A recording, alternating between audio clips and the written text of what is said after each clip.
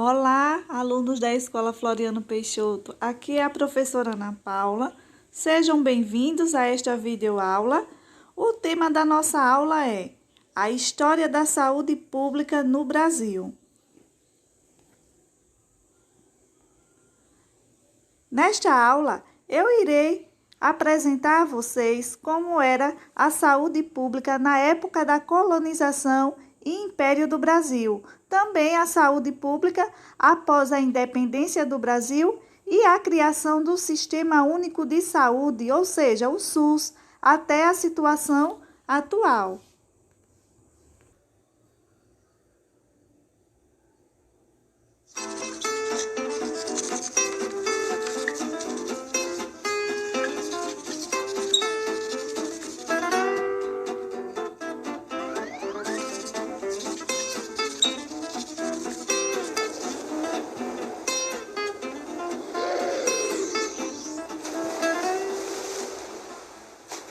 A história da saúde do Brasil pode ser contada a partir do descobrimento.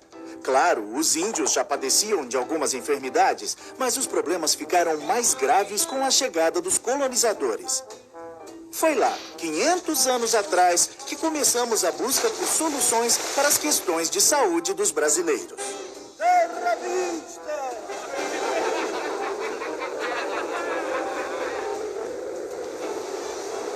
Durante os 389 anos da colônia e do império, pouco ou quase nada se fez pela saúde no Brasil. Já naquele tempo, o acesso aos tratamentos variava de acordo com a classe social. Os pobres e escravos viviam em condições muito duras e eram os primeiros a cair por terra.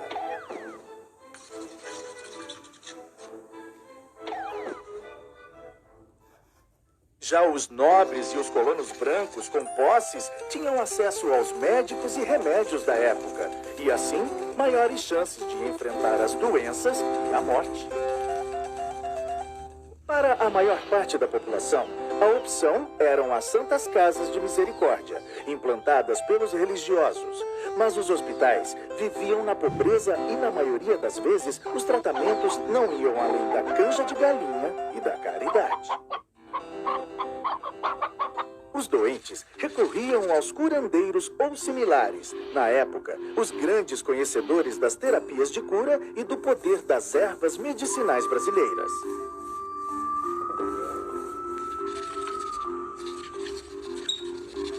Vou curar vosso ser. Após a independência, Dom Pedro I realizou as primeiras mudanças significativas para melhorar a saúde do povo. Transformou escolas em faculdades, criou órgãos para vistoriar a higiene pública, delimitou funções para os praticantes da medicina. Mas as medidas foram pouco eficazes, do tipo para inglês ver. O Império terminou com o agravamento das condições de saúde e o Brasil continuou com a imagem de um país doente, onde viver era um risco, um verdadeiro purgatório.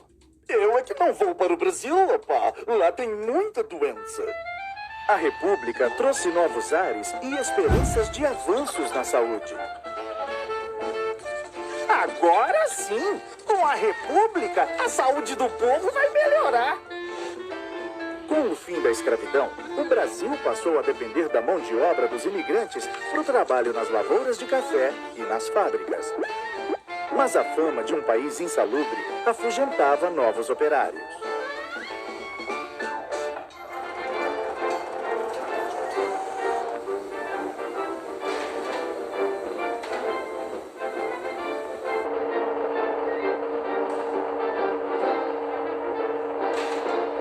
O período de 1900 a 1920 foi marcado por reformas urbanas e sanitárias, principalmente nas grandes cidades, áreas portuárias e no Rio de Janeiro, então capital da República.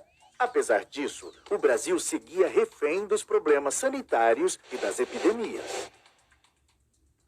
Acontece mesmo! Ando chovendo! Depois palhaçado! Depois palhaçado! Na minha gaita! As mudanças propostas por muitos eram contrárias aos interesses políticos e econômicos daquele tempo. No entanto, o crescimento do país dependia de uma população saudável e com capacidade produtiva. Os sanitaristas comandaram este período realizando campanhas de saúde. Um dos destaques, o médico Oswaldo Cruz, enfrentou até revoltas populares, mas convenceu o Estado a tornar obrigatória a vacinação contra a varíola. Tem no prato, com petróleo, chega ao 5 e logo mais. Enfiando aquele nosso, olha muito mais. Mas a lei manda socorro, o coitado do pequeno. Vai bebendo na vacina, não dá pra saber. As campanhas chegaram até os sertões do país, divulgando a importância do cuidado com a saúde no meio rural. Mas os pobres continuavam em moradias precárias e as doenças fazendo vítimas.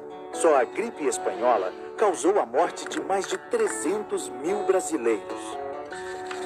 Nos anos 20, surgiram as CAPs, as Caixas de Aposentadoria e Pensão. Foram criadas pelos trabalhadores para garantir proteção na velhice e na doença. Com o passar do tempo e a pressão popular, Getúlio Vargas decidiu ampliar o atendimento também para as outras categorias profissionais. Estamos expandindo o modelo das CAPs. Agora elas passam a se chamar IAPs, Institutos de Aposentadorias e Pensões, e vão atender muitas categorias profissionais. Também estamos criando o Ministério da Educação e Saúde para dar mais atenção aos trabalhadores. O período getulista promoveu reformulações no sistema. A atuação passou a ser mais centralizada, focada no tratamento das epidemias e endemias. Só que as verbas da saúde acabavam desviadas para outros setores. Boa parte dos recursos dos IAPs eram utilizados para financiar a industrialização do país. E, mais uma vez, o atendimento não chegava a todos. O Brasil continuava doente. O povo tá doente, o povo tá infeliz. Sem honestidade não avança esse país. O povo tá doente, o povo tá infeliz. Sem honestidade não avança esse país. Não, não, não, não.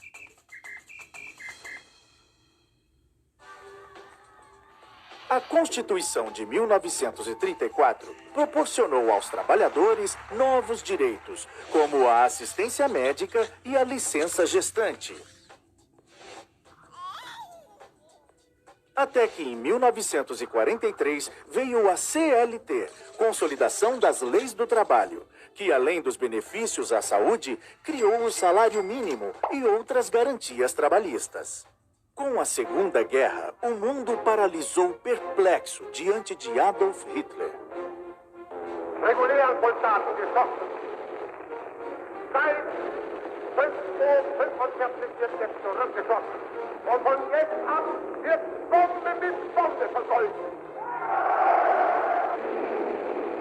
No Brasil, o desafio era levar mais saúde ao povo brasileiro. Em 1953, foi criado o Ministério da Saúde, que se ocupava principalmente das políticas de atendimento nas zonas rurais, enquanto que nas cidades, o acesso à saúde era privilégio dos trabalhadores com carteira assinada.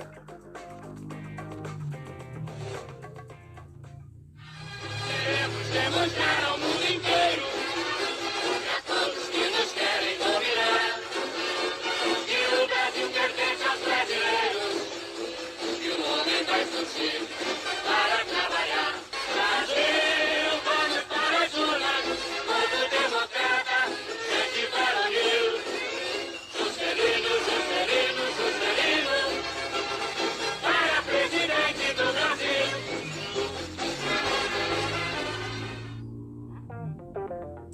O presidente JK estava muito ocupado em construir a nova capital e dar impulso à industrialização.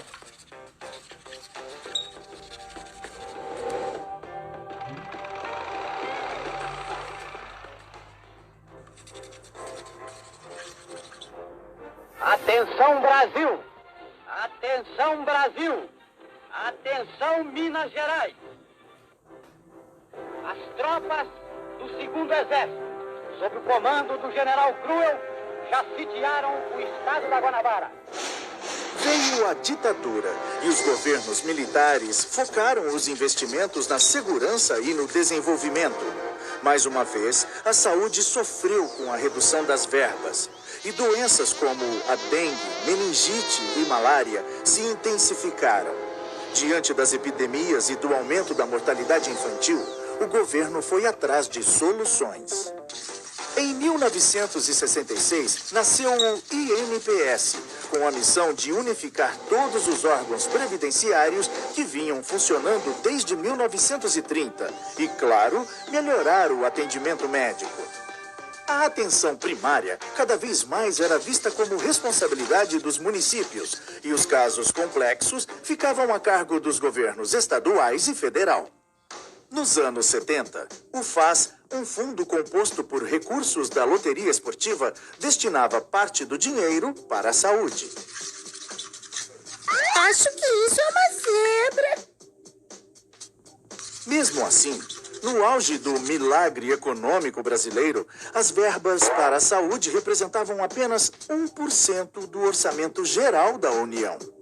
A piora nos serviços públicos deu força para o crescimento dos grupos privados e os brasileiros entraram na roda viva dos planos de saúde. Saúde virou sinônimo de mercadoria. A 8ª Conferência Nacional de Saúde, em 86, ampliou os conceitos de saúde pública no Brasil e propôs mudanças baseadas no direito universal à saúde com melhores condições de vida. A forte presença de organismos internacionais também abriu os olhos da sociedade para o valor de ações de saneamento, medicina preventiva, descentralização dos serviços e participação nas decisões. Um relatório produzido durante a 8ª Conferência foi tão importante que serviu de base para a elaboração do capítulo de saúde da Constituição de 88 e para a criação do SUS, Sistema Único de Saúde.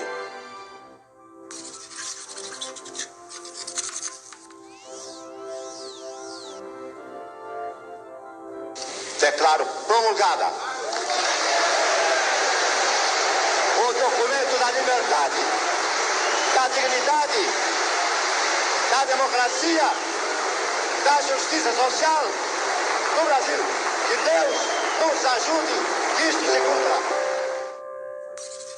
Embora ainda com participação do setor privado, o SUS estabeleceu o princípio de um sistema de saúde gratuito e de qualidade para todos os brasileiros. Vários programas importantes, como o PSF, Saúde da Família, o Profai, de Formação em Enfermagem, e as RET-SUS, Escolas Técnicas Profissionalizantes, foram criados nessa época e até hoje contribuem para a qualificação e humanização do atendimento. O Brasil mudou de patamar na saúde pública. Os avanços são inegáveis, mas os desafios continuam imensos.